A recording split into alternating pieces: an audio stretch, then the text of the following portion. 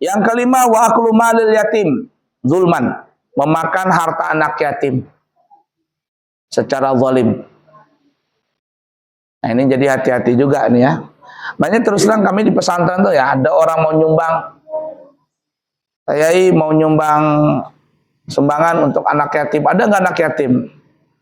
Kata saya, walaupun ada anak yatim, sampai kalau mau nyumbang jangan mengataskan anak yatim.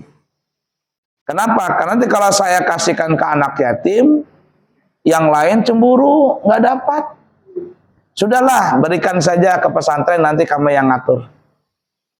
Nah, jadi kami di pesantren itu tidak ada urusan anak yatim ke anak orang kaya, namanya santri. Kalau ada rezeki, bagi sama-sama. Seperti minggu ini nah, minggu besok ini, ada orang mau ngasih kambing. Berapa santrinya? 100-an. Berarti 2 termos, ya cara saja. Ya, kasihkan aja. Bagi rata. Terkadang saya pun nggak dapat itu. Habis duluan dimakan santri. Ya. Kalau bikin sop singkong kah, kolak singkong kah, mana singkongnya? Habis katanya, apakah akan berabut? Ya sudah, rezekinya anak-anak. Saya di pesantren itu ya ibu-ibu ya, beras itu yang dikasih orang, yang beli, itu untuk santri. Saya enggak makan beras pesantren itu, saya beli sendiri beras. Gas beli sendiri, minyak beli sendiri. Jadi yang sumbangan-sumbangan orang itu untuk santri aja. Itu saya punya sendiri. Nah ya, kadang-kadang diantarin dari dapur, nggak usah diantarin, anu aja, ada aja. Orang saya kadang sehari cuma sekali makan itu. Kadang 2 kali, jarang 3 kali, jarang. Walaupun jarang makan tetap aja gendut, gemuk, kurus-kurus, aneh juga. Ya. Terkadang kita tuh ngeliat anak santri tuh ya, makan tuh bujubung. Kucing aja lewat nggak kelihatan. Saking tingginya nasi. Ada santri sering lambat terus ke masalah lambat. Hah? Makanya ambil sendiri ya? Iya, di bawah di dapur. Nanti ngantuk dia. Kenapa kamu ngantuk? Anu Abuya katanya. Nggak tahu kenapa malas. Tanya anak orang dapur, kenapa itu ngantuk? Ah, makannya banyak itu Abuya. Kalau dia makan banyak itu. Makannya banyak, SPP nggak bayar-bayar. Ada. Pokoknya di pesantren itu macam-macam, Bu. Kan SPP itu 600 ya. Ada yang bayar 500, ada yang bayar 400, 300, 200. Ada yang nggak bayar-bayar. Jadi kalau bangun pesantren itu banyak ikhlas-ikhlasnya, harus banyak betul-betul ikhlas. Kalau mencari bisnis di mana ada untungnya pesantren itu. Makanya pesantren itu banyak gulung tikar. Kenapa? La yamutu wa la yahya, enggak bermutu karena kurang biaya. Nah, itu. Alhamdulillah. Cuman untung ya masih dibantu sama Bu Haja Sebangun itu. Dia kan 2 hari sekali ke pasar. Hari Ahad, hari Selasa, hari Kamis ke pasar. Nanti dikasih sayur banyak begitu. Sekarung, terong kah, timun kah, bawa ke pesantren. Nah, cuman kata saya jangan pakai mobil. Kalau pakai mobil pickup itu kalau ngambil beras, beli beras. Kalau ke pasar itu pakai motor itu aja, motor piar tuh, nah ada kan yang bak itu kecil. Kenapa Bu ya ndak pakai mobil? Mahal bensinnya. Sekarang nggak ada pertalite, soalnya pertamax semuanya. Itu mobil itu kan bolak-balik 100.000 kurang lebih. Nah, kecuali hujan kah atau apakah berat, nah itu.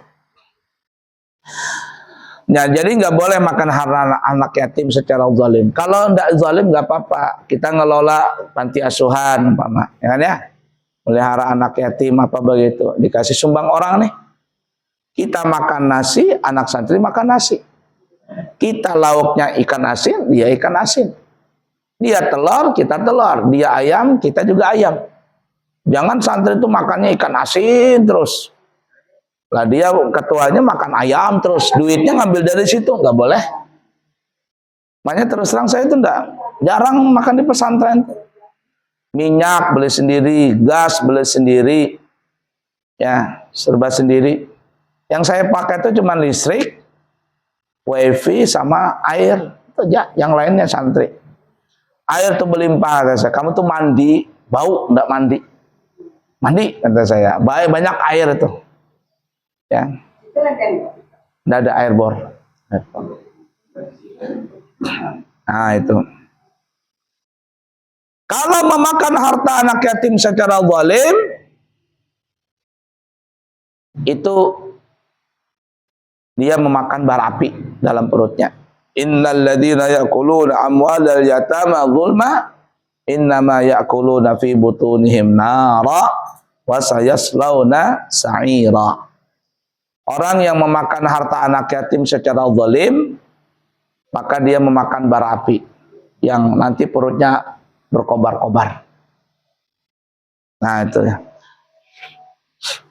Jadi gak apa-apa melihara anak yatim, bagus. Ya, umpama nenek-nenek sini ya, punya cucu, abahnya meninggal dunia. Sampean pelihara cucu tadi, dapat pahala besar itu. Mana cucu seorang, mana anak yatim lagi. Ya, pelihara anak yatim itu. Memang terkadang anak yatim ini mucil. Nggak tahu kenapa Kak. Cuman karena mucil itu ya satu, dia mencari perhatian. Kenapa ya? Karena dia nggak punya orang tua.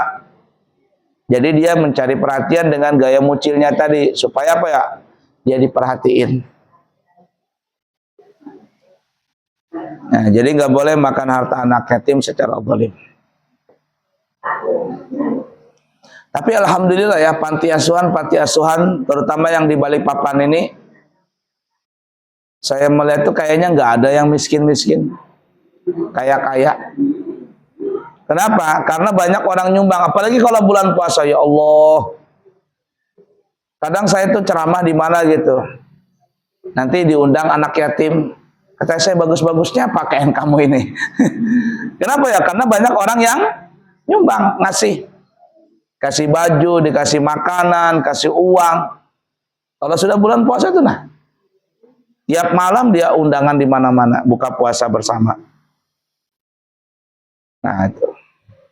Coba pesantren saya itu di kota, di Balikpapan, gendut-gendut anaknya.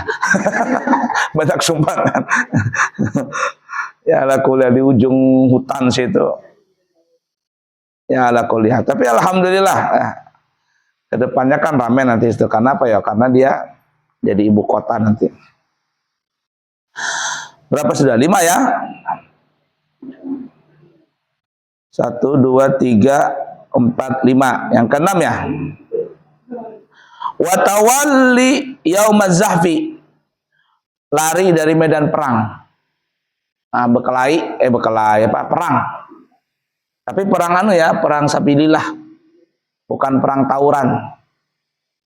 Ketika umpama orang Islam perang sama orang kafir sudah, lawan orang Yahudi. Nah, pokoknya kalau perang nggak boleh mundur. Nah, kecuali mundur itu untuk mengatur strategi. Nggak apa-apa. Tapi kalau perang karena lari dia. Itu dosa besar. Berapa sudah tadi? 7. Wa qadful muhsanati, menuduh orang lain berzina tanpa ada bukti. Menuduh orang lain berzina tanpa ada bukti. Nggak boleh ya. Itu dosa besar.